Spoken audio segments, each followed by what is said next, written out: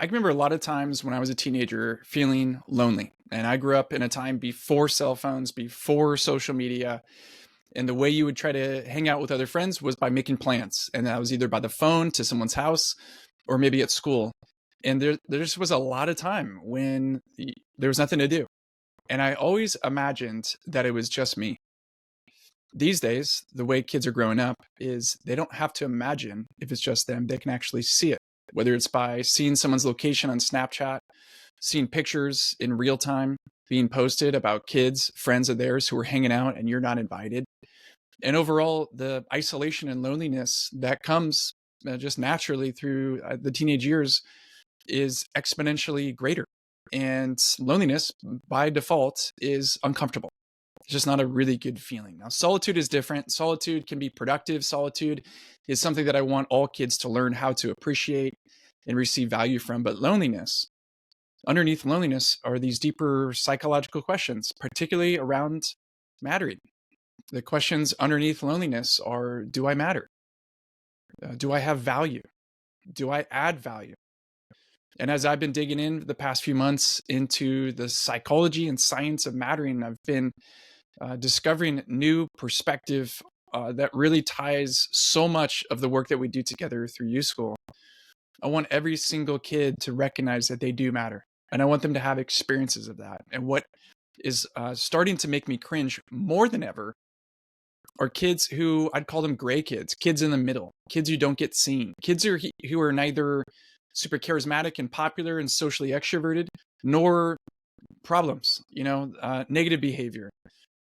There's fringes of those kinds of kids, but the kids in the middle, the kids who are just the gray kids, are probably a lot like you and me, probably a lot like your kids. They're just in the middle there. And when I imagine and observe kids sitting down for class in the same chair that they sit at every single time and not having anybody around them acknowledge that they sat down, or the kid that is standing in line to get their lunch and is around kids that they've known for years. They've spent countless hours with them, but nobody turns backwards or taps on the shoulder to say, hey, how are you? How's your day going? Or the kid that sits down at a lunch table and there's already a bunch of conversations going on. And when that kid sits down, nobody even notices that they're there. No one says their name. No one acknowledges their presence. Back to those questions. Do I matter? Do I have value? Do I add value? What a kid is getting in that moment are answers. And the answers are no.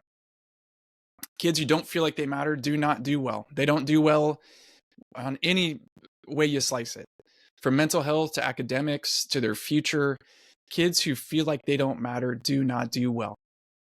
And what's happening now with social media is that we kids are getting what I would call false positives and false negatives when it comes to those core psychological questions and needs about mattering. Now, you might post something, a kid might post something on Snapchat or Instagram or something, or maybe to a group text and just send it out to my friends. I'm at this store, or I'm at this eating this place, or I'm watching this show or this series or whatever. And if there are a bunch of responses, oh, cool, that's awesome. If there are a bunch of likes, a bunch of comments, then that would be what I would say is a false positive. You're getting people to respond to you, and it feels like you're getting a quick hit to solve that core question. Do I matter? Yeah, look, I got 57 likes. Yeah, I got a bunch of people responding. But that doesn't really solve the deeper down question, does it? It doesn't really satisfy at a deep level. That's why it's a false positive. And similarly, you might have a false negative. If you post something and no one responds, you might then take that as a question that, no, I don't matter. I don't have value. But that's not true either. You just might have posted at the wrong time. The algorithm might have shifted overnight, literally. People might have their phones taken away from them from their parents.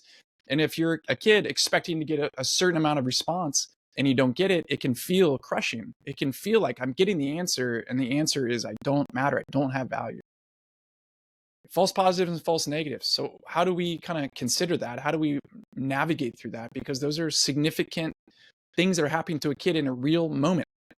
If you feel like you don't matter, you're not going to be able to pay attention as much in class. You're not going to be able to have a quality relationship with yourself or with others. There's just so many things that are happening. And so what I want to start considering more and more is, as parents, How do we properly communicate to our kids and give them an experience that they do matter? A home base where their experience predominantly has nothing to do with their performance, has nothing to do with their cleanliness, their most recent responsibility to their chores, their grades, their performance in a show or a game or a practice, or cleaning up after themselves. That we truly provide unconditional love and unconditional regard for them. And what that looks like are three things that I want to share. Three things that I'm personally challenging myself to as a dad and as a friend to a bunch of kids. Number one, lighting up. When I see that kid, I want to light up in their presence. It doesn't mean I overwhelm them. It's a slippery slope. It doesn't mean that I am all up in their business. It doesn't mean I ask them 1,000 questions. It doesn't mean I praise them. It doesn't mean anything. It's just, that's you. It's lighting up. It's, oh gosh, it's so good to see you. You have value.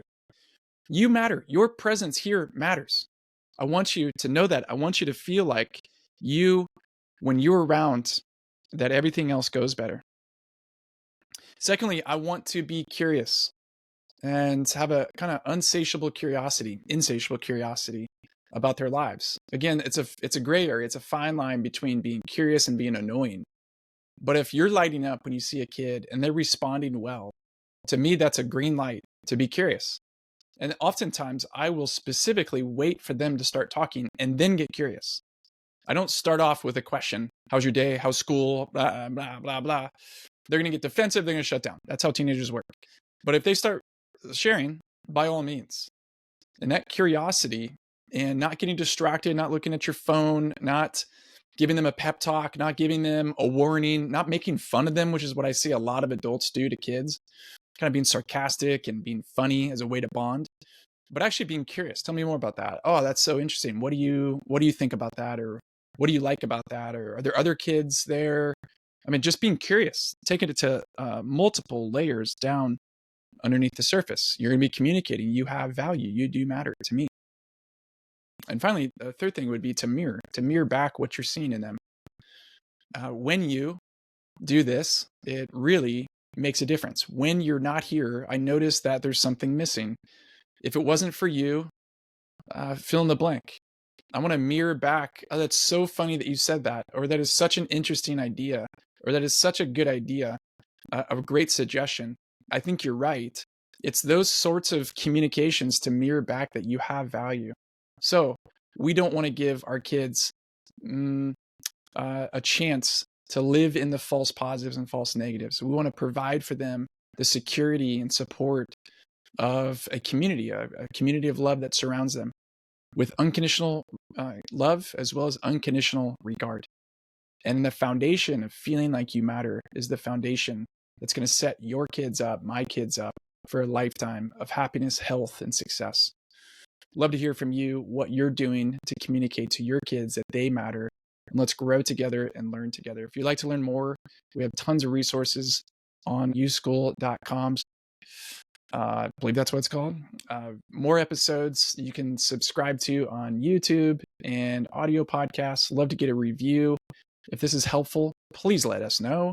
Please share it with other parents or schools.